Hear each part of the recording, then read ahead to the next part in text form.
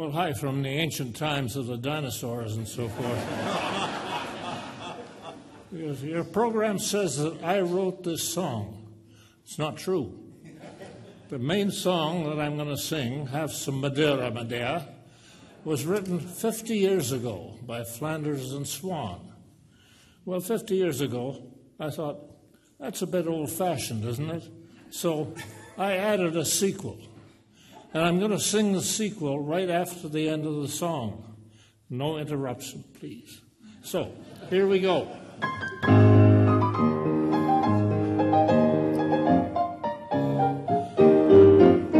She was young, she was pure, she was new, she was nice. She was fair, she was sweet 17. He was old, he was vile, and no stranger to vice. He was base, he was bad, he was mean. He had slyly inveigled her up to his flat to see his collection of stamps. And he said as he hastened to put out the cat, the wine, his cigar, and the lamps, have some Madeira, Madeira. You'll never have nothing to fear. I'm not trying to tempt you, that wouldn't be right. You shouldn't drink spirits at this time of night. Have some Madeira, Madeira. It's very much nicer than beer. I don't care for sherry, one cannot drink stout, and port is a wine I can well do without. It's simply a case of chacun a son gout.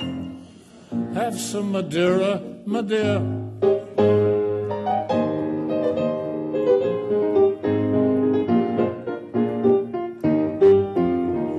Unaware of the wiles of the snake in the grass, of the fate of the maiden who topes, she lowered her standards by raising her glass, her courage, her eyes, and his hopes. She sipped it, she drank it, she drained it, she did. He quietly refilled it again. And he said as he secretly carved one more notch on the butt of his gold-handled cane, have some Madeira, Madeira. I have a small cask of it here, and once it's been opened, you know it won't keep. Do finish it up, it will help you to sleep. Have some Madeira, Madeira. It's really an excellent year. Now, if it were gin, you'd be wrong to say yes. The evil gin does would be hard to assess. Besides, it's inclined to affect my prowess. Have some Madeira, Madeira.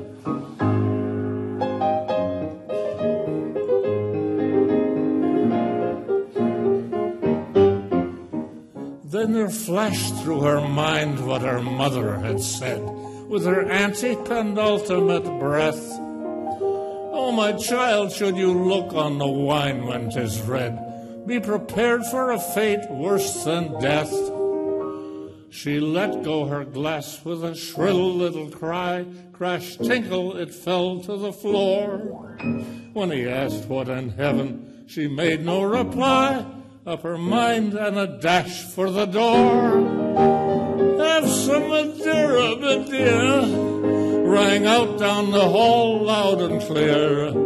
A tremulous cry that was filled with despair as she paused to take breath in the cool midnight air.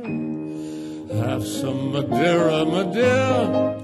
The words seemed to ring in her ear until the next morning she woke up in bed with a smile on her lips and an ache in her head and a beard in her ear hole that tickled and said, have some Madeira, Madeira. Now the sequel.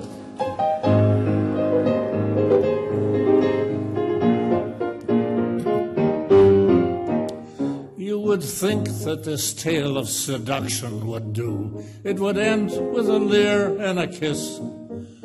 But the smile on her lips said she'd found something new that she liked, and the sequel was this. For several years after, they frequently met on weekends for dinner and bed. Then things started happening that caused her to fret. One midnight she stood up and said, "Have some Viagra, my dear. I have a good stock of it here. For when we first met, you were expert at this, but now all you want is to snuggle and kiss. Have some Viagra, my dear. Your need for it's painfully clear. I know that you still can breathe hard through your teeth and sometimes can put the old sword in its sheath, but you lack all vitality there underneath. Have some Viagra. Have some Viagra, my dear."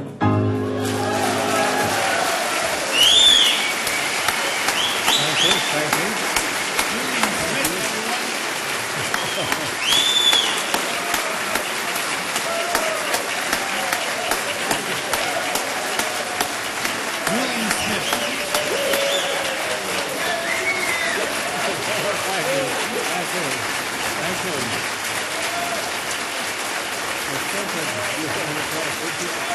Thank you.